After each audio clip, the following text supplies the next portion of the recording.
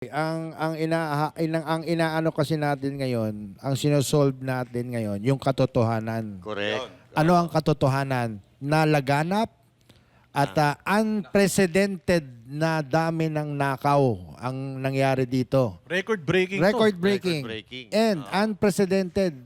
Pinakamataas na to na dollar-peso. Pa 60. Oo. Mga kaibigan, numero lang yan. Pero tataas ang mga bilihin sa susunod na mga buwan. Mararamdaman nyo sa darating na Pasko, magtataasan. Pag tumaas ang gasolina, kasi ang dollar, pag tumaas ang dollar, tataas din ang presyo ng Lahat. krudo. Lahat na. At pag tumaas ang krudo, lahat na, sabay-sabay. Ngayon, ang problema na nangyayari na nakawan ngayon, mga kaibigan, ang solusyon na doon is kailangan palitan si Presidente. Kasi under his watch, kasalanan niya ito lahat eh. Yes. He is responsible for everything that happened because he is the President. Pero ito promise ha, hindi lang ito para sa mga Duterte, para sa mga Marcos, Pinklawan, Dilawan, para ito sa sambayan ng Pilipino.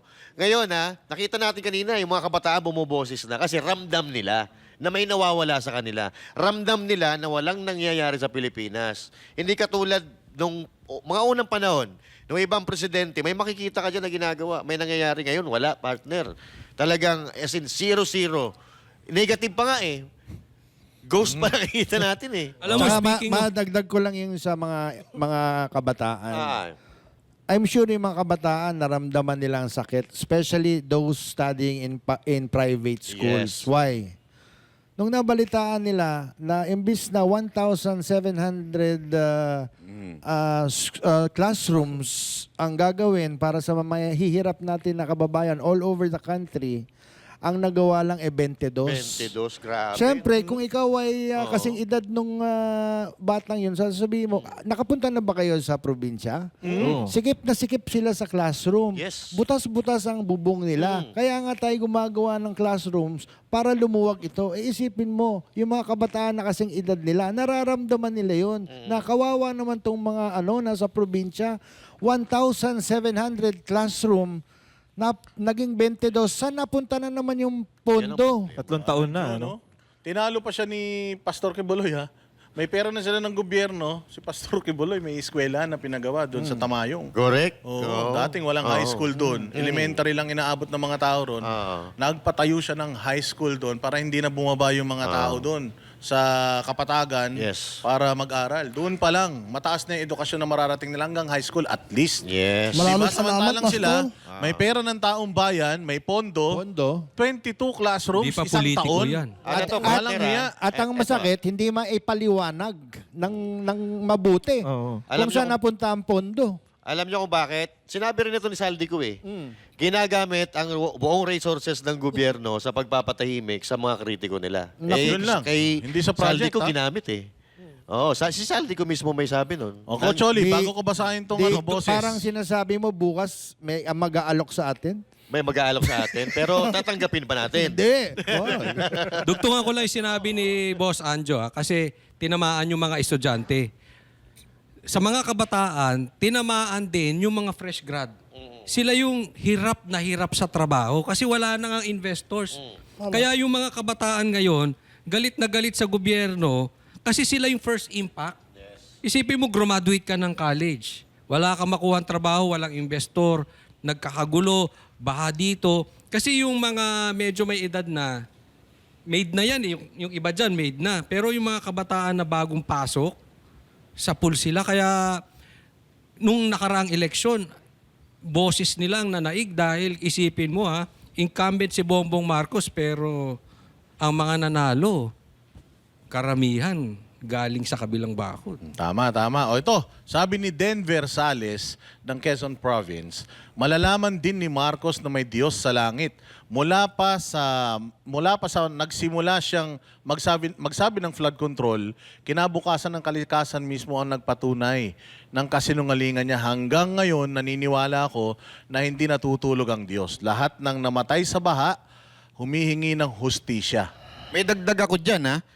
Yung sinabi niyang hindi kayo magpapasko, Oo. Kinabukasan si Zaldico lumabas. Ayan. Oo, di ba? Laging ganun, ano? Laging ganun. every time nagsasalita siya na si Romualdez tapos magpapasko kayo sa kulungan, bigla lumabas si Zaldico. Tsaka ang weird niya kasi doon, humarap siya nag-press con siya nung panahon na yun Na parang tinatanong siya na kasama ba sa listahan si Romualdez? Sabi niya, ay, hindi pa. I Hindi don't pa. think so. Wala pa naman. Parang sinesape niya talaga Tanong, paano kung si Bongbong nga ang makulong? Tanong lang to ano kayang celebration ang buong Pilipinas Di araw-araw. Konektado dito yan. Mula sa, ano Sige sa comment ni Antonio Lim ng Cavite. Oh. Yung kulungan na hinahanda ni John Vic Rimulya na parang sa Kaya pala parang si Haman sa Biblia kung umasta na naghanda ng kulungan at silo kay Mordecai. Mordecai, malamang sa malamang ang mangyari ang mga naghahanda mismo ang makukulong. So Coach Oli. biblical pala talaga. Ang nangyayari. Nagpatayo siya ng malaking mataas-taas na tower para doon tusukin yung kalaban niya. In short, siyang natusok. Siyang kasi yung hari bumaligtad. Siyang sabi, sino nag-utos niyan? Siya. O di siya itinusok. Ganyan ang Grabe yung mga nangyayari. nanonood natin, so no? yung- Gagaling din, ano? Matatalino. Yung Partner. ginagawang kulungan Kulungan. ni Rimulya. Kaya pala maganda, ang state of the art. manginginabang pala niyan ay Si si Bongbong Marcos Jr. Magpinsan, yung magpinsan. Kasi dead end na talaga eh. Hindi, kasi wala na. Dead end na. Game Oo, over na ang Game pangulo over dito. na talaga. Kasi So, makikita nyo, grabe hopefully- na ngayon ng paghahanda. Nag-meeting nga daw kahapon eh. Ang nakakatakot nga nito, baka nangangamoy martial law, mga partner Ayun ang delikado. Yan ang delikado. Baka next week mag-celebrate na tayo dito. Bakit delikado? Para sa kaalaman ng mga nanonood, para aware sila. Bakit delikado ang martial law? It can go either way. Bakit? Kasi yung due process dyan aalisin na. Pwede ka na pagdadamputin. Wala na habeas corpus. Wala eh. na, wala na. Sa yan. mga tuwid, babalik tayo sa 1972 Oo. Eh, na magiging like father, like magkakaroon son. ng Like father, like son ng, nga, no? dictatorship at military rule. Pare, Ganun. gusto kong damputin si Boss Anjo. Pwede na yun. Wala na. Asan ang ano mo? Asan? Wala na. Wala nang warrant. Wala na. Oo. Ayun, naniniwala ba kayo na ang santol magbubunga ng mangga? O kasi ang tatay, di umano magnanakaw. Ang nanay, sineselebrate last week yung 7 years ng pagkakasentensya sa kanya ng Sandigan Bayan for plunder. Yung Magnanakaw 7 ang nanay at tatay, ine-expect mo pa ba na yung anak magiging santo papa? Pero speaking of that, crossbreed, iba. Pag crossbreed. Alam mo, it's about time. Ito, panawagan, wag magagalit yung mga Iminatic sa akin. It's about time magsalita na si Aimee. Kasi tinuturo na yung kapatid niya hanggang ngayon, ang stand ni Aimee parang gumigit-na-gitna Dapat niya na. Sabihan niya na yung kapatid niya na yung ultimate sacrifice, gawin mo na para sa Pilipinas. So baka yung mga kaibigan dyan ni Aimee. Dapat nga noon pa Dapat noon pa niya sinasabihan ngayon, tinuturo na yung kapatid niya talaga. Pero parang wala pa rin. Tahimik pa rin. Ako naman may panawagan sa atin mga sundalo. Panawagan niya lang yan, ha? Ako lang. Linawin ko. Ako lang. Okay. Sige. Sa atin mga sundalo, Yan. kapulisan, sana isipin nyo ang taong bayan. Mas importante ang taong bayan kaysa sa mga namumuno. Sana ipakiramdaman nyo kung nasaan kayo ngayon. Nasa tama ba kayo o nasa mali? Example, katulad kanina, yung nakakatakot na pwedeng mangyari, na bumalik ang martial law. Alam niyo ba kayo, hindi pa siguro kayo pinapanganak doon, pero ako, may may isip na ako noon. I was 4 years old already. And I experienced martial law. And it was hell. Dalawa lang kayo ni Coach Oli pala nag-martial law dito. Kasi- Kasi po, ang ibig sabihin ng Ministro mo martial law ay pwedeng gawin ng militar at ng pulis lahat. Walang bawal noon. Pwede kayong damputin, pwede kayong questionin. Kaya nung araw, pag may nakita kaming asul na Metrocom yun, tawag namin doon na parang Gemini, kulay blue, malayo pa lang, takbuhan na kami. Bakit? Kahit walang dahilan, pwede kaming damputin. That was yung martial law days na nakakatakot. And remember, ang daming estudyante dati ang nawawala hanggang ngayon, hindi na nakita ng mga magulang Yan. nila. Yung mga nag-rally dati sa Menjola, naalala nyo? Marami ng mga magulang na hanggang ngayon, hindi na nila alam kung ano nangyari Yes. sa kanilang mga anak. Nakakatakot yan. Coach Oli, kasama mo si Sator Ocampo niyan. Oo, dati. Hindi. Nagliligawan pa lang yung tatay Pero at nanay ko niyan. gusto nyo bang maiwasan ng martial law? Oo, paano? Paano ba? Hindi, maaari maiwasan ng martial law Paano? kung lalabas kayo sa mga Yan. susunod na Yan. araw. Yan. Kasi hindi, alam mo, yung mga sundalo at mga kapulisan, may puso naman yan. Correct. Mahal naman nila bayan nila eh. I don't think kung marami na tayo dyan, gagawa sila ng hakbang na bayolente. O yung sinasabi, di ba ngayon, nire-ready, tinatakot tayo. Yes. O sinabi nila, may mga prosecutor na daw, may piskal na 24 hours. As in, lahat ng pananakot sinusubukan na nila. Kinasuhan si Congressman Kiko, di ba? Ng sedition. and Lahat rebellion. ng pananakot. Pero kung sobrang dami natin dyan, hindi na ho nila gagalawin yan. Maniwala ho kayo sa akin, may puso ang mga sundalo at kapulisan natin. Sa tingin nyo, paano nila dadakpin yung mga yan? Ganyang kadaming tao. Lahat yan, uhulihin nila, pasasabugan nila. Hindi ho ganun ang mga sundalo natin Yes. at ang mga kapulisan. Importante na magsama-sama tayong lahat. Yes. Wala nang kulay. Ah, ah. Sama-sama na ho tayo. Tsaka ang pinaka-importante dito siguro, Boss Bay, mahiya na si Marcos Jr. eh. Ang daming ang daming na nagrereklamo na Yung part Marcos na yung resign. parang duda ko. Duda pa rin, ano? Oo na, mahiya siya? Mahiya? Oo. Parang wala talaga eh. Wala. Wala, ang, no? ang vitamin siya, anesthesia eh. Wala nang pakiramdam yan eh. Manhid na yan eh. Pero ako naniniwala ako na pagkatapos nito, may pag-asa pa Pilipinas eh. Kasi ang susunod na presidente nito, alam man gumawa pa ng ganitong katarantaduhan. Siyempre hindi na. Kasi kung halimbawa ngayon nga, nagkakagulo ang Pilipino dahil sa ginagawa nila, malamang at sa alamang, sa susunod, ang susunod na maging Pangulo ay talagang aayusin ang bansa at yun ang inaasahan natin.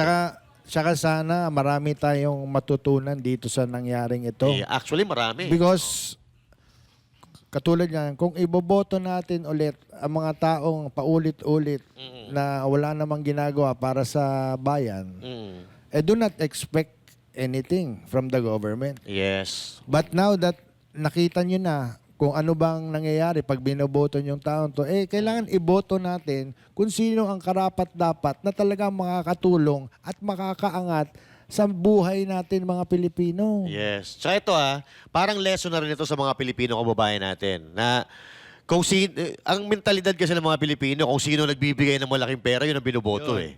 So ngayon, nagiging practice na yan. yan. Ngayon alam nyo na pag yung politiko nagbigay sa inyo ng pera, babawiin sa inyo yan, 10 doble pa. Yun. Basahin natin yung comment. Sir Jack, basahin mo yung comment nating ano. Oy, Army, kala Sir na. Sa tingin ko, may conditioning ang ginagawa ngayon. Pananakot sa Catholic na huwag lumakas dahil may mga bomba sa rally. Nako, hindi na mapapauto mga naambayan ngayon. Kaysa ako sa mga lalabas dahil Hindi na pwede. May kulit na mo. May kulit na. Game over na. Kaya nga siya Puno kasi ng sulat eh. Kaya nga siya pinagbasa ko eh. At least nakasulat. Nakasulat na, magulo pa. Nasusundan na, nasusundan. Oh, may conditioning lang Nasusundan. naman talaga sa tingin ninyo. Yung sinasabi, kasi may statement Actually, ang military. Kuya, kanina ko pa alam sa'yo ko sa ulit. Kasi kung ko magulo yung nakakaliwang ko. Ayun, hindi. Yun Kakampi talaga ang pa gusto nila niya. yan. Oo. Oh, yun talaga ang gusto niyan, manggugulo talaga. Kaya nga doon natin may papasok yung sinasabi ni Banat Bay kanina na merong isang abogado, si Attorney Fisis ba yun? Lamas, Ay, si hindi Lamas. pala, iba pala yung Fisis. Hindi, si Lamas. Hindi, meron pa yung isa. Sinasabi niya na, may sinasabi siya na ang magbe-benefit lang dito, ang mga Duterte dito sa statement na ito ni Ayaw niya. Ni Zaldico. Ni Zaldico. At saka isa pa, sinasabi nila na ayaw nila ng Marcos resign. Kasi ang magbe-benefit, si Inday Sara, ang gusto daw nila, totally lahat mag-resign tapos mag-election. Alam mo, Ano ba? Coach Oli? Sinabi na yan ni Cayetano eh. Nag-negative sila. Ayaw nila yung snap election na yan eh. Tapos, nung nagsalita na si Zaldico, biglang gusto nila yung snap election. Ano ba talaga, kuya? Kasi ang problema dito sa mga Pwede ko bang sabihin yun yung kain? Yan. Kain ano Attorney kayo? Thesis eh. Ang problema sa inyo, hindi kayo concerned doon sa problema natin sa nakawan. Ang concern nyo lang, hindi makaupo si Sara, ang babaw, sobrang babaw. Kaya nga mali yung sinabi ni, si Llamas, sinabi niya makikinabang daw yung mga Duterte dito sa sinabi ni Zaldico. Mali yan. Ang makikinabang, taong bayan. Kasi Correct. mawawala yung mga kurap.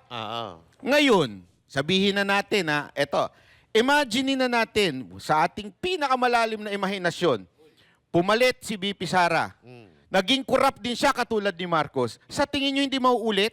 Ulit. Sigurado yun. Mas lalong magagalit ang tao noon. Akala ba Yes. namin maayos, di ba? Saka Banat Bay, ang inaano kasi natin ngayon, ang sinosolve natin ngayon, yung katotohanan. Correct. Ano ang katotohanan? Na laganap at unprecedented na dami ng nakaw ang nangyari dito. Record-breaking Record-breaking. Record-breaking. And unprecedented.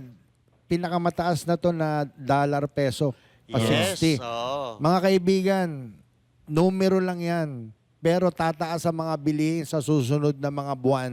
Mararamdaman nyo sa darating na Pasko, magtataasan. Pag tumaas ang kasi ang dollar, pag tumaas ang dollar, tataas din ang presyo ng Lahat. krudo. Lahat na. At pag tumaas ang krudo, lahat na sabay-sabay. Ngayon, ang problema na nangyayari na nakawan ngayon, mga kaibigan, ang solusyon na doon is kailangan palitan si Presidente. Kasi under his watch, kasalanan niya ito lahat eh. Yes. He is responsible for everything that happened because he is the president. Hindi pwedeng kasalanan nito eh. Yes. Ay, hindi, kasalanan nito eh. Tuturo Ay, ka na kasalanan magtuturo. ni Sal. Kasalanan ng nakaraan. You are the president. Ikaw ang in command of everything. Ngayon, ang kailangan po natin dito is to give a chance na pag nag-resign po o mawala po si PBBM, pagbigyan po natin ang Vice President to serve us for 2.5 years. Why? Yan. Bakit natin kailangan pagbigyan si Sara, si BP Sara? Constitutionally. Kasi may Constitutional problema rights. tayo. Oh, yeah. At ito ang solusyon. Tanggalin ang problema. Yung mga Yes. magnanakaw, tanggalin muna natin. And in these next 2.5 years, give Hindi nag-perform. VP Sara a chance. At tama ang sabi mo, pag hindi nag-perform si BP Sara, di sa 2028, pumili iboto. tayo ng ibang ganun. kandidato. Ganun lang. But if she performs well, Oo. better than BBM or any other, baka better than her father. Yes. Eh, di boto oo. natin ulit. Susugan ko lang din yung sinabi ni Boss Banat kanina na sa nangyayaring ito, walang presidenteng susunod dito na gugustuhin niya magkamali. Kasi nakita niya yung ginawa ng taong bayan, nag-rally kaliwat kanan.